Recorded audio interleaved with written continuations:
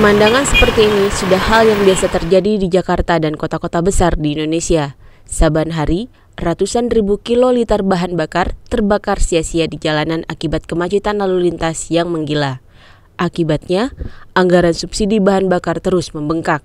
Semakin banyak konsumsi bahan bakar, maka semakin besar pula beban anggaran subsidi yang dikeluarkan pemerintah. Bahkan untuk tahun ini, pemerintah terpaksa memangkas pos anggaran lain guna menambal membengkaknya anggaran subsidi bahan bakar minyak.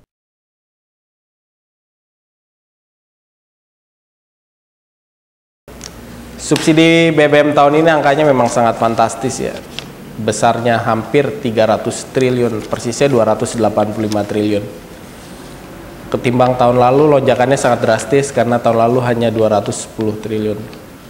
Penyebabnya banyak, terutama karena kuota atau konsumsi BBM melebihi kuota yang ditetapkan pemerintah. Tapi dalam 2 tahun terakhir, khususnya tahun ini dan tahun lalu, lonjakan subsidi BBM lebih disebabkan oleh nilai tukar rupiah yang melemah.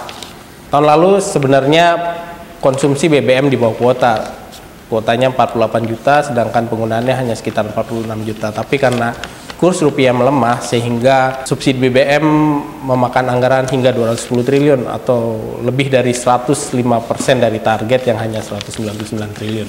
Peningkatan subsidi BBM ini bak kanker ya yang menyebar di tubuh APBN kita. Sejauh ini pemerintah masih membiarkan subsidi BBM seperti kanker menyebar dalam tubuh APBN karena pemerintah belum melakukan upaya apalagi langkah untuk mengurangi atau memangkas subsidi BBM. Sebenarnya ada cara paling instan seperti yang pernah pemerintah lakukan tahun lalu, yaitu menaikkan harga BBM. Tentu saja hal ini menjadi PR besar buat pemerintahan baru yang akan terpilih nanti pada pemilu presiden 9 Juli nanti antara Prabowo dan Joko Widodo atau Jokowi. Pemerintah memang harus mengambil kebijakan tegas untuk mengurangi subsidi BBM. Tidak perlu sampai menghapus. Selama ini kan pemerintah selalu bilang bahwa subsidi BBM salah sasaran. Nah, itu aja yang fokus pemerintah harus ambil. Caranya tentu yang sudah pemerintah wacanakan dari 3 tahun lalu, yaitu melarang mobil pribadi untuk membeli premium dan solar. Karena kita semua tahu subsidi BBM sangat membebani anggaran pemerintah. Tentu kita tidak rela uang ratusan triliun habis terbakar untuk membiayai subsidi BBM. Karena banyak program-program yang lebih penting seperti infrastruktur publik, pendidikan, dan kesehatan.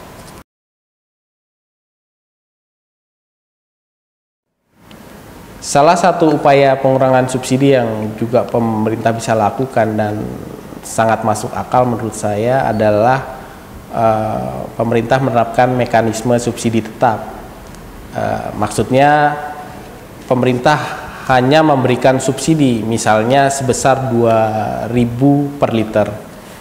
Dengan cara ini pemerintah bisa menghemat anggaran, artinya ketika misalnya nilai rupiah anjlok, kemudian mempengaruhi harga jual pasaran, pemerintah tetap mensubsidi sebesar 2.000 per liter. Hanya saja memang ketika nilai keekonomian dari premium misalnya 10.000 tiba-tiba menjadi 11.000, sedangkan pemerintah hanya memberi subsidi 2.000, tentu harga jual eceran premium akan naik.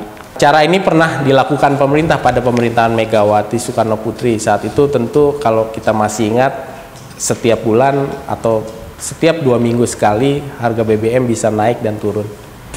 Dengan cara ini memang ada sisi positif dan sisi negatifnya. Yang negatifnya tentu saja harga jual eceran BBM bersubsidi bisa naik, tapi di saat misalnya nilai tukar rupiah turun atau harga minyak turun yang menjadi parameter dari harga subsidi BBM, tentu harga jualnya juga akan turun.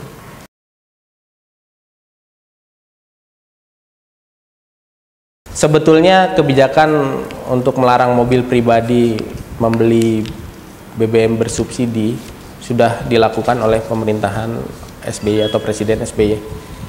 bagaimanapun meskipun ini masih masa transisi, Presiden SBY masih akan memerintah sampai Oktober nanti. Mungkin kebijakan ini memang tidak harus diambil sebelum pemilu agar tidak menyulut kekisruhan di masyarakat.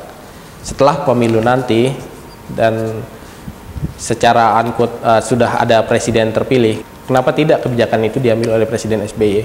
SBY sudah tidak punya beban lagi, artinya dia tidak maju lagi dalam pemerintahan. Tapi mungkin Presiden SBY tidak akan mengambil kebijakan ini. Pertimbangannya bisa jadi dia tidak mau membuat cacat di ujung pemerintahannya dengan melarang mobil pribadi membeli BBM bersubsidi. Karena kebijakan melarang mobil pribadi tentu punya efek yang sangat besar bagi masyarakat. Protes pasti tentu akan muncul di sana-sini, tidak hanya pemilik mobil pribadi, tapi mungkin bisa jadi produsen mobil pribadi karena bisa saja itu menekan angka penjualan mereka.